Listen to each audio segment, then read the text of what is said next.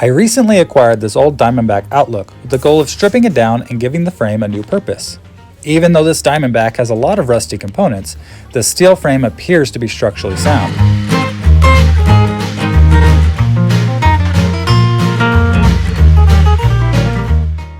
The first thing to do is remove all of these unwanted components from the frame. Almost every part of this bike is made from steel. Rims, derailleurs, seat post, bars, stem, etc. At almost 35 pounds, it weighed as much or more than many enduro and downhill bikes of today. Still, less than the 40-plus pound range of many vintage bikes from the 1940s and 50s that I've come across.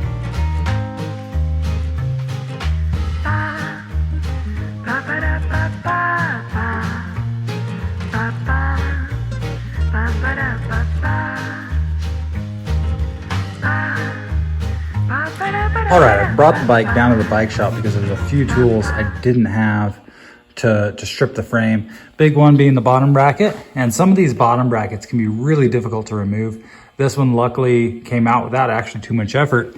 So everything that needs to come off is off, which means I can now commit to putting new parts on it. I opted to go single speed for simplicity and cost. Most of the components had to be purchased, with the exception of the crank, saddle, pedals, and grips, which I already had. I decided to forego the popular drop bar 90s mountain bike cliche and instead install some cheap risers.